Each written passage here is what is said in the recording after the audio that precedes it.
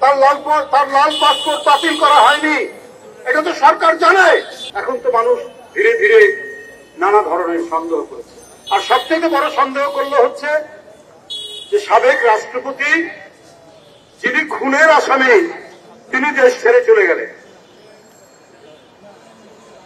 আপনার গোয়েন্দা সংস্থা ডিজিএফআই, গোয়েন্দা সংস্থা জাতীয় নিরাপত্তা কি জাতীয় গোয়েন্দা সংস্থা এনএসআই এরা ক্লিয়ারেন্স না দিলে কি করে উনি যেতে পারেন? এমন রাষ্ট্রপতি যে বাংলাদেশের পরিবেশ নষ্ট করার জন্য যার বিচার হওয়া উচিত, আমাদের হাওর বাওর, আমাদের খাল বিল, আজকে আন্তর্জাতিক ভাবে মানুষ আন্দোলন করছে এগুলো রক্ষার জন্য, তিনি তার এলাকা কিশোরগঞ্জের বিশাল হাওরের মধ্যে বিশাল এক রাস্তা বানিয়েছেন তার বাড়ি বানানোর, তার বাড়িতে পৌঁছানো।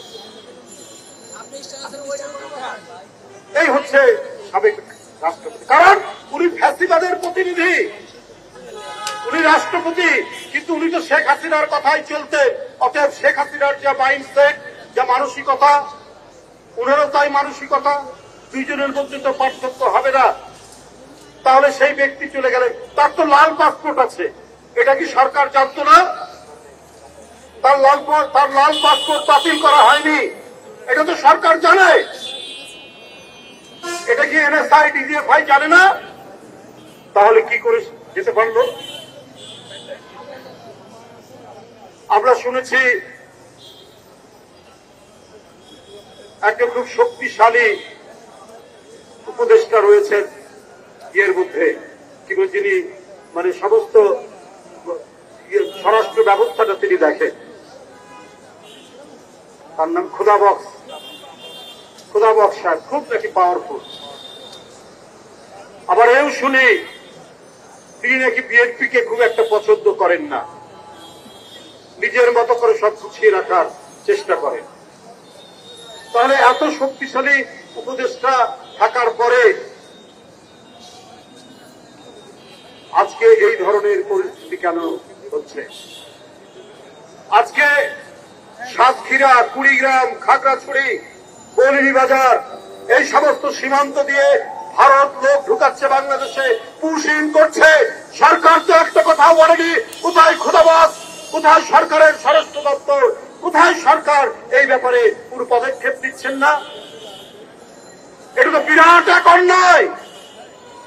কোত্থেকে এই রাষ্ট্রীয় অপরাধ করা হচ্ছে যে পার্শ্ববর্তী দেশের লোক জোর করে ঢুকিয়ে দিতে চান বাংলাদেশে? আমরা কি অত্যন্ত দুর্বল জাতি আপনারা বাড়ানোর তৈরি করছেন?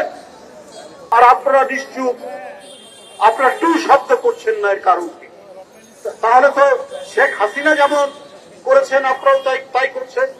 আমাদের সীমান্তে লোক হত্যা করলে শেখ হাসিনা একটা প্রতিবাদ করতেন, টু শব্দ করতেন। আজকে কেন একেবারে নিশ্চুপ, নিরুত্তর? অন্তর্বর্তীকালীন সরকার, এই সরকারকে তো সমস্ত গণতান্ত্রিক শক্তি, রাজনৈতিক দল সমর্থন করেছে। বৌদ্ধ সম্প্রদায়ের তাদের যে উৎসবের প্রাঙ্গণ, সেই উৎসবের প্রাঙ্গণে আমরাও সামিল হয়েছি, আমরাও সামিল থাকবো। আমরা কাঁধে কাঁধ মিলিয়ে হাজার বছর ধরে এখানে হিন্দু, মুসলমান, বৌদ্ধ, খ্রিস্টান, চাকমা, মারমা, ত্রিপুরা, সাঁওতাল, রাজবংশী সবাই আমরা একসাথে থেকেছি। আমাদের উৎসবে, আমাদের ঈদে মিলাদুন্নবী, আমাদের কোরবানি ঈদে তারা যেমন আমাদের বাড়িতে এসছে, আমরাও দুর্গা পূজায়, আমরাও তাদের বৌদ্ধ পূর্ণিমায়, আমরাও তাদের 25শে ডিসেম্বর, আমরা তাদের বড়দিনে আমরা সেখানে একসাথে থেকেছি। বাংলাদেশের বিরুদ্ধে ন্যারেটিভ তৈরি করা হয়, পার্শ্ববর্তী দেশে বিভিন্ন জায়গায় জঙ্গির কথা বলা হয়, যে কথাটা এখানে আমাদের জয়দেব বলেছে, জঙ্গির কথা বলা হয়, সাম্প্রদায়িক বিশৃঙ্খলার কথা বলা হয়। কিন্তু বাংলাদেশের মতো এত চমৎকার সাম্প্রদায়িক সম্প্রীতি হাজার বছর ধরে যেটা চর্চিত হয়ে এসছে, সেটা আর আশেপাশে আর কোথাও নেই। আমার মনে হয় যে আমাদের এই সম্প্রীতি দেখে অনেক দেশ হিংসা করে, অনেক দেশ মনে করে কি ব্যাপার, এদের মধ্যে এত শান্তি কেন? আমরা গণতন্ত্রের জন্য এবং আমাদের স্বাধীনতা যুদ্ধে আমরা তো লড়াই করেছি। আমার মনে আছে এই শেখ হাসিনার পুলিশ ধাওয়া করে আসছে, এই যে আমার পাশে জয়দেব, এই যে পার্থপ্রতিম অপু, এই এখানে রমেশ, তারপরে আমাদের অমরেন্দু দাস অপু, এরা বিভিন্ন সময়ে, আমি যেহেতু হাঁটতে পারি না বেশি জোরে, ওরা আমাকে আগলে নিয়ে কোন নিরাপদ জায়গায় তারা নিয়ে, এইভাবে আমরা একে অপরের সাথে নিবিড়ভাবে সম্পর্ক।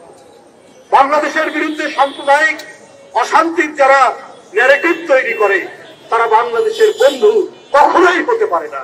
তারা একটা মিথ্যা উদ্দেশ্য নিয়ে এই কাজটি করে। আমি আজকে এই বৌদ্ধ পূর্ণিমায়, এই বৈশাখী পূর্ণিমায় আমি